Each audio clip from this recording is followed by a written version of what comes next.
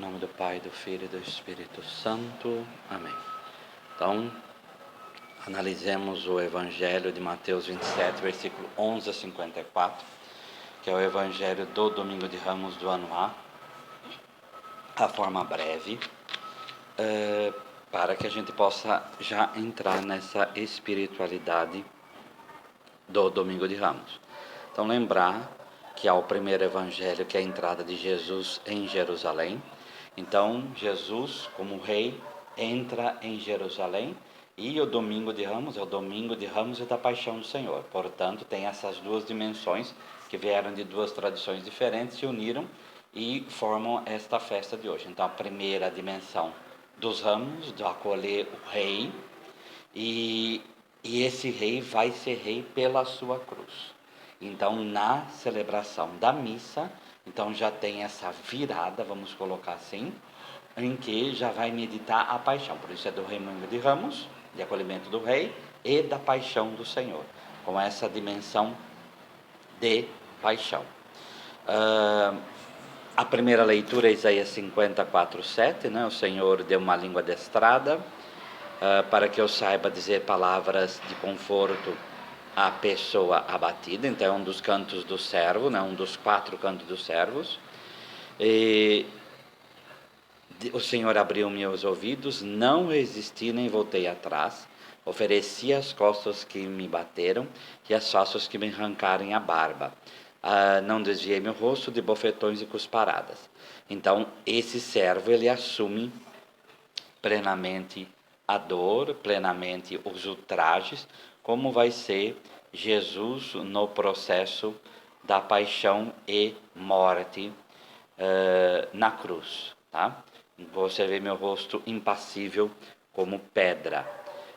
Por isso não serei humilhado, quer dizer, não serei reduzido ao pó, porque aí é a dimensão da ressurreição. E a segunda leitura, Filipenses 2, né? Então todo o processo da kênose de Jesus, do esvaziamento dele, para humilhou-se a si mesmo, feito obediente à morte de cruz. E por fim o salmo, meu Deus, por que me abandonastes? Que nós vamos ver também. Para entender a paixão, segundo Mateus, a gente tem que pegar por inteiro, só para ver a estrutura. Então, de Mateus 26, 57 a versículo 66. Então, tem duas dimensões: a fase judaica do processo, o julgamento, a fase judaica do processo, e a fase romana desse julgamento. Por fim, a crucificação e a morte. Então, a estrutura básica do processo é esse. Então, a fase judaica, Mateus 26, 57, o comparecimento de Jesus perante o Sinédrio. O versículo 67 e 68, os insultos. De 69 a 75, a negação de Pedro, nova reunião do Sinédrio e o envio ao governador romano, que é o comecinho do capítulo 27, versículo 1 e 2. Aí é colocado um interstício, né, dos versículos 3 a 10 do capítulo 27, que é o preço do sangue, que é a recusa de Judas em ficar com o dinheiro do sangue, né? Então é um interstício que tem aí, e já pula para a fase romana, que é o que nós vamos ver. 11 a 14, interrogatório de Pilatos. 15 a 26, a preferência dada a Barrabás. 26 a 30, os ultrajes. Por fim, 31 a 44, a crucificação e a morte, de 45 a 56, e o enterro, tá? Então vamos lá. Versículo 11, capítulo 27. Jesus foi posto diante de Pôncio Pilatos, e este o interrogou: Tu és o rei dos judeus? Jesus declarou: É como diz. Então, no caso do interrogatório judaico, o tema ali vai ser filho de Deus, vai ser igual a Deus, etc. Aqui na esfera, lá a esfera religiosa, aqui na esfera civil, a questão é esta palavra, rei. Nem só rei dos judeus, a palavra é rei. Então, essa dimensão de rei, ela vai conduzir todo esse processo da crucificação de Jesus, do começo ao fim. Do começo ao fim. Não só palavra como essa daqui, que já começa dessa forma. Jesus foi posto diante de Pôncio Pilatos, e a primeira palavra do interrogatório é: tu és o rei dos judeus? E Jesus declarou: é como dizes. Né? Então ele se declara verdadeiramente rei. No versículo 12, e nada respondeu quando foi acusado pelos sumos sacerdotes e anciãos, que já tinham feito isso lá no Sinédrio. Então Pilatos perguntou: não estás ouvindo de quanta coisa eles te acusam? Mas Jesus não respondeu uma só palavra. E o governador ficou muito impressionado. Então, já lembrando da primeira leitura, impassível, quer dizer, o meu rosto se torna como pedra. O espanto de Pôncio Pilatos é o quê? Porque um condenado, e ainda mais, Jesus não era um desconhecido para Pilatos. Então, um condenado, que ele vê que a situação ali é uma condenação injusta, tanto que vai lavar as mãos depois, é uma condenação injusta, ele se admira de Jesus não se defender. Né? Então, aí a gente vai pegar sempre o canto do servo, o último, né?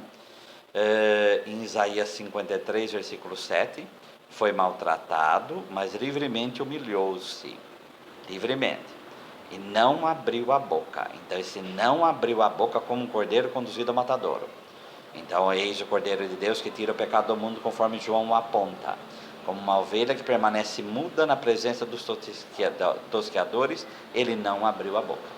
Então, o cumprimento dessa palavra, ele não se defende, ele se submete a este interrogatório, mas no silêncio, no silêncio. Aí a gente, até para a nossa própria espiritualidade, o silêncio também, a gente imaginaria que silêncio é omissão.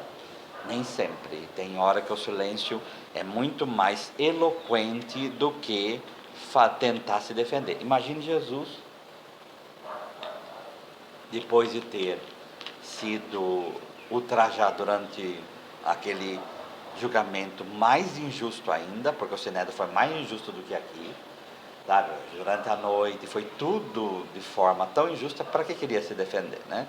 Então, e aí ele se entrega, a palavra-chave aqui de Isaías 53, ele se entrega livremente. Na festa da Páscoa, o governador costumava soltar o prisioneiro que a multidão quisesse. Naquela ocasião, tinha um prisioneiro famoso chamado Barrabás.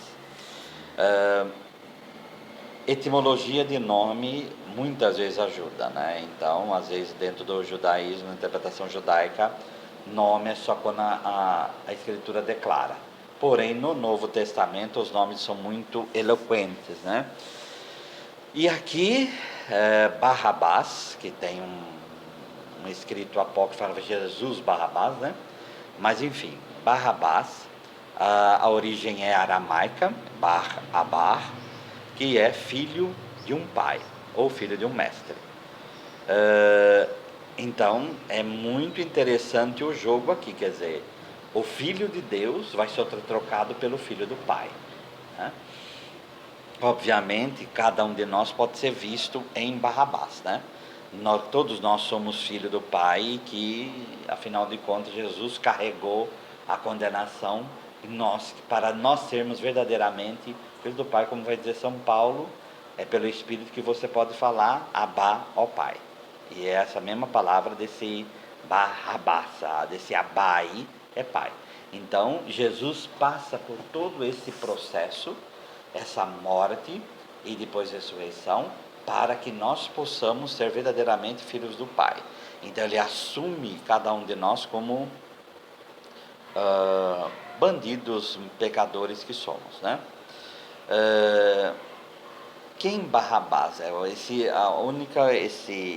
esse adjetivo famoso aí, né? Então, epsemos, quer dizer, ele é marcado, ele é tendo bom sentido, no sentido aí de semeiam, né? Quer dizer, um sinal grande, né? Um caráter ilustre, uma marca ilustre. Então ele era realmente notório, tá? Então pode ser o quê? Um revoltado contra o poder estrangeiro? Será que ele era realmente o revoltado contra o governo de Pôncio Pilatos? Pode ser. Portanto, visto como um herói? Pode ser, né? Porque esse famoso aí não é um ladrãozinho qualquer, não é um assassino qualquer. Então é realmente alguém que tinha fama no meio do povo, né? Então, e quando eles falam que nós queremos Barrabás, não era algo estranho, né? Quer dizer, ele não é uma pessoa que pegaram a laço lá e escolheram para substituir Jesus. Então esse famoso aqui é uma chave aqui dentro desse versículo. Então Pilatos perguntou à multidão reunida: quem quereis que vos solte, Barrabás ou Jesus que chamam Cristo? Quer dizer, o Messias, né? Então vocês querem um Messias? Diferente de Barrabás, Jesus se apresenta como um Messias pacífico. Então já lá nesse mesmo evangelho que é o evangelho de Mateus, bem-aventurados os mansos, bem-aventurados os pacíficos. Então Jesus é um Messias pacífico. No capítulo 26, versículo 52 do Evangelho de Mateus, na cena do Getsemane, então Jesus lhe disse: embainha tua espada, pois todos que lançam mão da espada, a espada perecerão. Então Jesus é o inverso da técnica de Barrabás. Então Jesus não é o Messias guerreiro. Ele não é o Messias que vem com seus exércitos, conforme outros evangelhos, para conquistar. Ele não é esse tipo de Cristo, a quem se chamam Cristo. Ele não é esse tipo de Messias. Pilatos bem sabia que haviam entregado Jesus por inveja.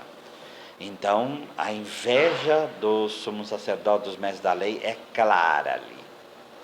E quem está por trás disso? Então, Sabedoria, capítulo 2, versículo 23 a 24. Ora, Deus criou o homem para a imortalidade e o fez à imagem de sua própria natureza. É por inveja do demônio que a morte entrou no mundo. E os que pertencem ao demônio prová-la-ão. Quer dizer, a inveja e o orgulho são pecados específicos, são requintados, são pecados que se escondem por trás de uma espiritualidade, porque afinal de contas, eles rejeitam Jesus como Cristo em nome de uma espiritualidade, né? Em nome até do próprio Deus. Então fica claro que eles têm o mesmo pecado, como vai dizer lá no Evangelho de João, do pai deles, né? Que é o demônio.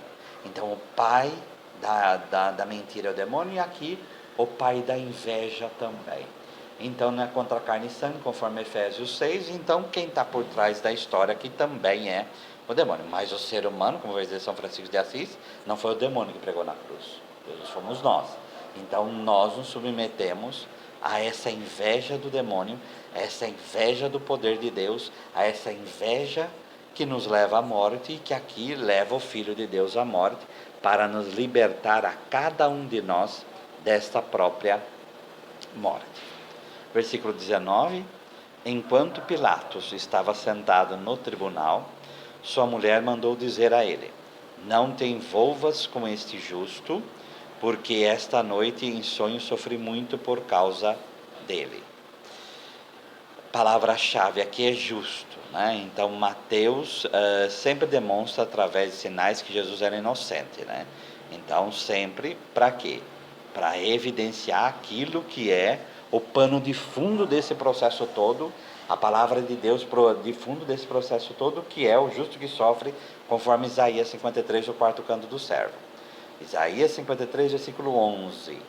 Ele verá o fruto do penoso trabalho de sua alma, ficará satisfeito. O meu servo justo, com seu conhecimento, justificará muitos. Então, o servo é o justo, que é o maior elogio que se possa fazer dentro da Sagrada Escritura. Então, ele é o justo. E a mulher de Pilatos, aí, aqui, obviamente, quer dar esse colorido de que é algo de inspiração divina, como os sonhos muitas vezes eram de inspiração divina, como São José, como está em Joel também. Então, esse sonho aqui se torna uma verdadeira premonição. Lembrar que 4 anos depois daqui, Pilatos se suicida. Porém, os sumos sacerdotes e os anciãos convenceram as multidões, com o poder religioso aí manipula, que pedissem Barrabás e fizesse Jesus morrer. O governador tornou a perguntar: qual dos dois quereis que eu solte? Eles gritaram: Barrabás. Pilatos perguntou: que farei com Jesus que chamam de Cristo? De novo, a proclamação de que Jesus era o Messias, tá? Ele que era o Messias. Todos gritaram: seja crucificado. Interessante que a crucificação, ela não está prevista na Sagrada Escritura. Para o crime de Jesus seria o apedrejamento. Então eles pedem para um judeu a pena que vem dos opressores, que é o Império Romano. Então eles não pedem uma pena da Sagrada Escritura. Eles não pedem uma correção baseada na palavra de Deus. Eles pedem um castigo que vem de outro povo e que é um povo pagão. Então eles pedem um castigo pagão para um judeu. Então aqui a coisa vai, porque é algo humano, né? Vai entrando num desvario aqui. Nós vimos isso na história, como Segunda Guerra Mundial, as pessoas vão entrando em desvario e a multidão, ela vai de acordo com aquele que a manipula. Pilatos falou que mal ele fez. Quer dizer, ele não vê realmente mal em Jesus. Eles, porém, gritaram com mais força: seja crucificado. Tradução: eles não falam, como no caso do Evangelho de João, que o crime, mas falam, simplesmente pedem a crucificação. Pilatos viu que nada conseguia e poderia haver uma revolta. Então mandou trazer água, lavou as mãos diante da multidão e disse: eu não sou responsável pelo sangue deste homem. Este é um problema vosso.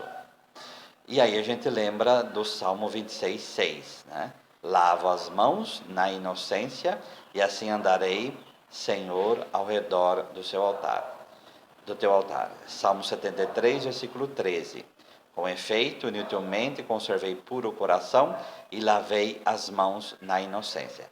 Então, esse gesto de lavar as mãos já está aqui dentro de um contexto. Era uma proclamação de inocência. Apesar que Pilatos está sendo mais omisso aqui de qualquer outra coisa, mas ele quer proclamar a própria inocência para fazer a vontade do povo, porque tinha medo de revolta, e essa revolta, como no filme de Mel Gibson mostra isso muito bem, poderia provocar, que é baseado no Evangelho de João, que poderia provocar a ira do imperador. Então ele prefere entregar um inocente à morte do que ter problema com o imperador. O povo todo respondeu: que o sangue dele caia sobre nós e sobre nossos filhos. Então, só em Mateus está essa frase. Na Bíblia do Peregrino, o comentário diz: o povo assume a culpa como fórmula consagrada. Onde está essa fórmula? Por exemplo, em Deuteronômio, capítulo 19, versículo 10. Dentro do contexto das cidades de refúgio, que é as cidades para acolher aquele que matou alguém sem intenção, para ele não ser submetido ao vingador de sangue, então essas cidades de refúgio. Então, qual o argumento que está lá no versículo 10? Para que o sangue inocente se não derrame no meio da tua terra, que o Senhor, teu Deus, te dá por herança, pois haveria sangue sobre ti. Então, sangue sobre a pessoa é assumir a condenação de alguém. Josué, capítulo 2, versículo 19. Qualquer que sair para fora da porta da tua casa, o seu sangue lhe cairá sobre a cabeça, que é o caso de... e nós seremos inocentes. Mas o sangue de qualquer estiver contigo sobre a nossa cabeça, se alguém nele puser a mão, se alguém nele puser a mão. Então é um processo que deixa claro que a responsabilidade pelo sangue daquele que morre está sobre os conquistadores da terra, né? Porque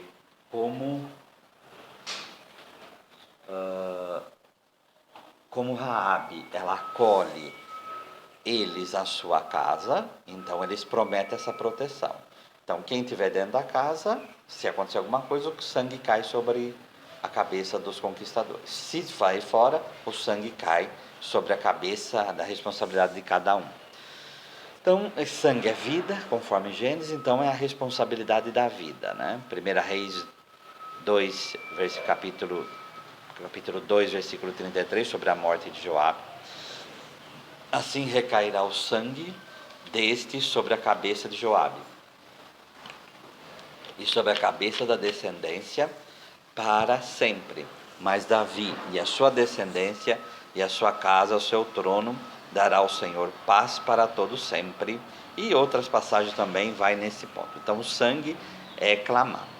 Mas aqui, apesar de ter essa visão, clamar o sangue aqui desse Deus que se doa por nós, e aqui nós podemos falar que todos nós estamos nesse mesmo barco, não é um sangue da ira, mas no fim se torna um sangue da própria redenção. Então, apesar dessa fórmula estar aí, invocando tudo isso da Sagrada Escritura, mas podemos ter uma leitura cristã desse processo, que é verdadeiramente o sangue redentor que nos salva. Então Pilatos, versículo 26, soltou Barrabás e mandou flagelar Jesus, e entregou para ser crucificado. Então soltou o filho do pai. Então vamos também nos colocar novamente no lugar de Barrabás. Nós somos livres pela morte e flagelação de Jesus. Em seguida, os soldados de Pilatos levaram Jesus ao palácio do governador. Reuniram toda a tropa em volta dele, tiraram sua roupa e vestiram com o manto vermelho. Depois teceram uma coroa de espinhos e puseram a coroa em sua cabeça e uma vara em sua mão direita. Então se ajoelharam diante de Jesus e zombaram, dizendo: Salve, Rei dos Judeus. Cuspiram nele e pegaram uma vara, batendo em sua cabeça. Depois de zombar dele, tiraram o manto vermelho e de novo vestiram suas próprias roupas. Daí o levaram para crucificar. Então, aqui não é só rei, chamar de rei, caçoar como rei, mas é tratar como um rei, como antigamente se falava, rei de mofa, quer dizer, um palhaço, né? Então, eles pegam naquilo que é essencial à vida da pessoa. Então, aquilo que era mais essencial de Jesus, que é o essencial da sua pregação, que é o reino de Deus, tá? Malkuta Adonai, quer dizer, esse reinado de Deus sobre o mundo, aquele que vem implantar esse reinado de Deus sobre o mundo, ele é ridicularizado exatamente nisso. Então, enquanto no Sinédrio ele é ridicularizado como Filho de Deus e como Messias, aqui ele é ridicularizado como rei das pessoas, rei de cada um de nós, tá? Daí o levaram para crucificar, né? Quando saíam, encontraram um homem chamado Simão, da cidade de Cirene, e obrigaram a carregar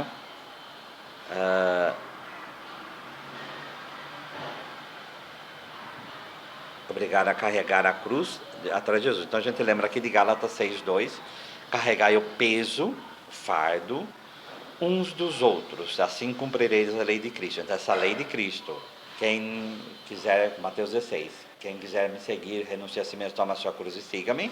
Então um tem que também ajudar o outro a carregar a cruz. Cada um tem a sua cruz e um vai ajudando o outro a carregar a cruz, que no caso aqui, Simão Cirineu, que a gente recorda dele na Via Sacra também. E chegaram a um lugar chamado Gólgota, que quer dizer lugar da caveira, né? Que aí é Calvarium em latim. Ali deram vinho misturado com fel para Jesus beber. Ele provou e não quis beber. Então, o rolé, que é esse rolê que é um líquido de tom esverdeado. Então, é bilis, amargura, no Antigo Testamento, coisas amargas, amargo, absinto. Possivelmente é mirra, né? Quer dizer, é a bebida inebriante que as mulheres judias, movidas de compaixão, davam para os condenados. Para quê? Para um tipo de anestésico, para atenuar o sofrimento. Então, esse vinho seria um vinho misturado com mirra, conforme em Lucas, capítulo 23, versículo 27. Né? O fel de Mateus, então, é reminiscência, que quer fazer a teologia de Mateus, do Salmo 69, 22. Por alimento me deram fel, e na minha sede me deram de beber vinagre. Tá? Mas possivelmente seria a mirra exatamente por isso que Jesus não quis beber, porque ele quer beber o cálice do Pai até o fim, e não esse. Então ele quer realmente sofrer no mais profundo. Depois de o crucificarem, fizeram um sorteio repartindo entre si as suas vestes. Tá? A Bíblia do Peregrino vai trazer que fazia parte o pagamento dos carrascos, que é algo que é muito interessante a gente pensar, né? Mas, obviamente, é citado por causa do Salmo 22, 18. Então, ao mesmo tempo, atrás aqui está sempre Isaías 53 e Salmo 22. Repartem entre si as minhas vestes e sobre a minha túnica deitam sorte, né? Aqui tem um outro contraponto, que é a nudez, né? Conforme Isaías 20, capítulo 2 em diante, esse processo da nudez, que é a vergonha, que é a nudez de Adão, que é assumida pelo Redentor, né? Nesse mesmo tempo, falou o Senhor, por intermédio de Isaías, filho de Amós, dizendo: vai, solta teus lombos, o pano grosseiro do profeta, e tira dos pés o calçado. Assim ele o fez, indo despido e descalço. Então disse o Senhor: assim como Isaías, meu servo, andou 3 anos despido e descalço, por sinal de prodígio contra o Egito e contra a Etiópia, assim o rei da Síria levará os presos do Egito e os exilados da Etiópia, tanto moços como velhos, despidos e descalços, com nádegas descobertas, com a vergonha do Egito. Então, esse processo de humilhação e de vergonha que um conquistador colocava sobre um conquistado. Então, Jesus assume tanto o pecado de Adão, que sabendo-se não se esconde, como também a própria vergonha do ser humano, que é símbolo do próprio pecado. Então, lembrar de Lucas 15, a troca de roupa do filho pródigo é porque ele estava símbolo maior do pecado. Eles ficaram ali sentados montando guarda. Acima da cabeça de Jesus puseram o motivo da sua condenação. Este é o rei, este é Jesus, o rei dos judeus. Então, novamente agora, o trono é a cruz e em cima proclama que ele é rei. Então, mais uma vez, ele é humilhado. Versículo 38, com ele também crucificaram 2 ladrões, um à direita e outro à esquerda. Versículo 38, essa é a escolta do rei, né? Conforme Isaías 53, 12, novamente, contado entre os pecadores. E Mateus 20, 21, quando São João e Tiago pedem para sentar uma à direita e à esquerda, no caso de Mateus coloca a mãe pedindo isso, aqui mostra no reinado, a tabuleta está falando que ele é rei, quem está do lado dele? 2 ladrões. Esses são os escolhidos para estarem do lado de Jesus. E agora vem 3 zombarias. Então, a zombaria do povo, a zombaria das autoridades e a dos próprios ladrões. Então, a primeira das pessoas, do povo. Versículo 38. Com ele também crucificaram, 39, as pessoas que passavam por ali.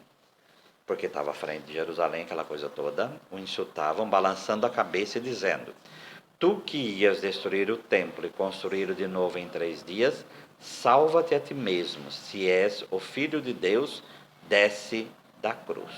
Tá? Então, aí a gente lembra do Salmo, novamente, Salmo 22, todos que me veem, caçoam de mim, abrem a boca e meneiam a cabeça. Então, esse processo de balançar a cabeça, mas aí é como desprezo, né? Como desprezo.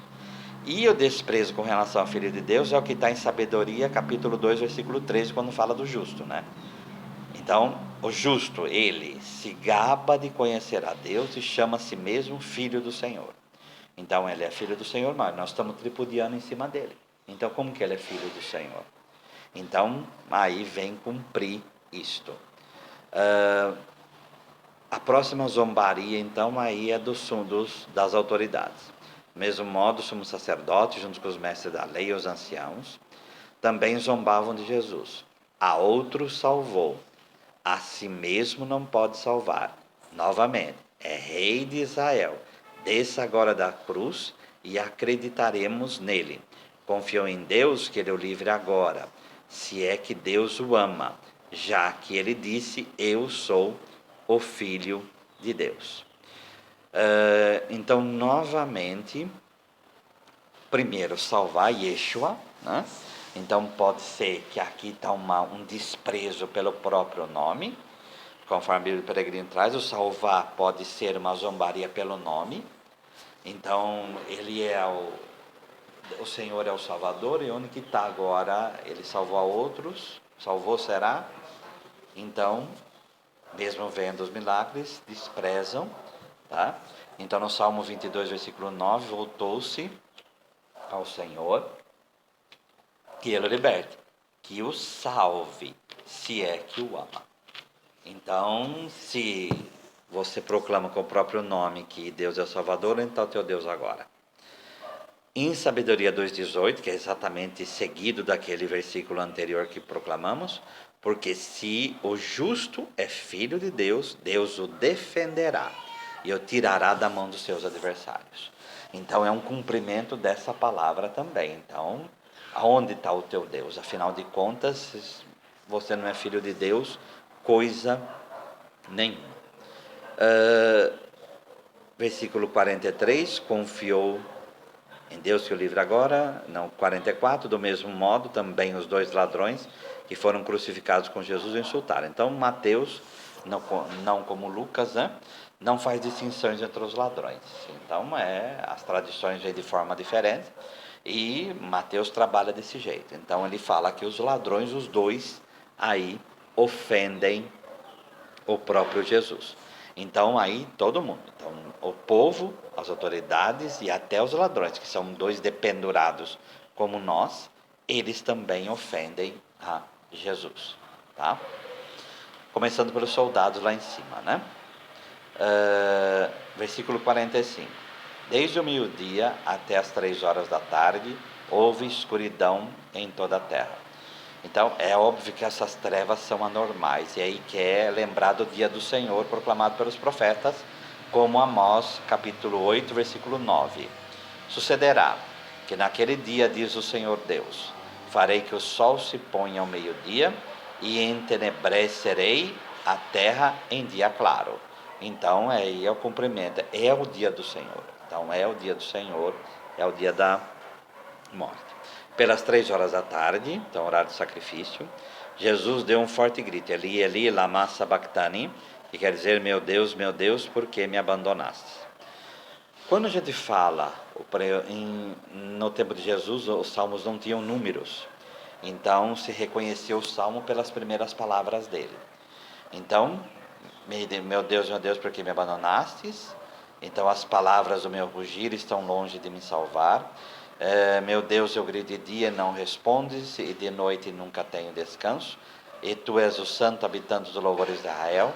Nossos pais confiaram em ti, confiavam, e tu os salvavas. Eles gritaram a ti e escapavam, confiaram em ti e nunca se envergonharam. Portanto, ao Jesus proclamar esse salmo, não está proclamando, ele assume toda a sensação de abandono, mas também assume toda a sensação de confiança no próprio Deus. Ali há uma incompreensão, alguns ali ouvindo disseram ele está chamando Elias. Pode ser que evocando aquilo que está no final de Malaquias, que Elias viria para o Messias, né? E logo um deles, correndo, pegou uma esponja, sopou em vinagre, colocou na ponta da vara e lhe deu de beber. Outros, porém, disseram, vamos ver se Elias vem salvá-lo. Então Jesus deu outra vez um forte grito e entregou o Espírito. Então, esse vinagre era um tipo de bebida para refrescar. Então, deram para ele beber, aí é uma piedade, por isso que vamos deixar ele sofrer para ver se Elias vem. Se fosse algo mal, eles não falariam isso, né? Então deixa ele mesmo sofrer, né? Então é algo bom, e outros evangelistas como Lucas vai interpretar pelo contrário, e esse entregar o Espírito. Então esse suspiro, esse expirar é verdadeiramente a entrega do próprio Espírito. Mateus vai seguir com 3 sinais, né? Versículo 51. E eis que a cortina do santuário rasgou-se de alto a baixo, em 2 partes, a terra tremeu e as pedras se partiram. Então, a cortina, Êxodo 26, versículo 31. Farás também um véu de estofa azul e púrpura de carmesim, e linho fino retorcido, com querubins, e o farás uma obra de artista. Suspendê-lo-ás sobre as 4 colunas de madeira de acácia, cobertas de ouro, e seus colchetes serão de ouro, também as bases de prata. Então, esse que separava o Santo dos Santos, então, é o quê? O templo já está rasgado, que é o corpo de Jesus, então ali a cortina é símbolo desse acesso ao Santo dos Santos. Então, o corpo de Jesus é o Santo dos Santos, né? Então, agora nós temos acesso pleno a Deus. A terra tremeu. Então, é um exemplo de teofania, né? Conforme o Salmo 18, versículo 7. Então a terra se abalou e tremeu, vacilaram também seus fundamentos os montes, estremeceram, porque ele se dignou. Salmo 77, versículo 18. O rimbombar do seu trovão ecoou na redondeza, o relâmpago iluminou o mundo, a terra abalou e tremeu. Quer dizer, é um sinal da ação de Deus. Versículo 52, os túmulos se abriram, e muitos corpos dos santos falecidos ressuscitaram. Saindo dos túmulos depois da ressurreição de Jesus, apareceram na cidade santa e foram vistos por muitas pessoas, o oficial e os soldados. Bom, aí, outro terceiro sinal, a ressurreição. Deuteronômio capítulo 32, versículo 39. Vede agora que eu sou, eu somente, mais nenhum Deus além de mim. Eu mato e faço viver, eu firo e eu saro, e não tem quem possa livrar alguém da minha mão. Então é um sinal da própria ressurreição de Jesus e de que ele é Deus, quer dizer, de que ele verdadeiramente é o Senhor da vida e o Senhor da morte. Uma outra alusão seria Ezequiel 37, do Vale dos Ossos, né? Então Jesus faz os mortos ressuscitarem. Então chegou para Israel a verdadeira libertação, tá? E o último versículo aí, o oficial e os soldados que estavam com ele guardando Jesus, ao notarem o terremoto e tudo o que havia acontecido, ficaram com muito medo e disseram: ele era mesmo o Filho de Deus. Jesus, a última obra com a morte é suscitar fé de pagãos, né? Portanto, o reino de Deus agora, esse reino que vem do rei, é proclamado Filho de Deus por pagãos. Tradução é para o mundo inteiro. Então a salvação se estende ao mundo inteiro. Então que nós, nesse domingo da paixão, de Ramos e da paixão do Senhor, possamos aclamar Jesus como Rei mas saber que Ele é Rei pela sua cruz. O Senhor nos abençoe, nos livre de todo mal e nos conduza à vida eterna. Amém.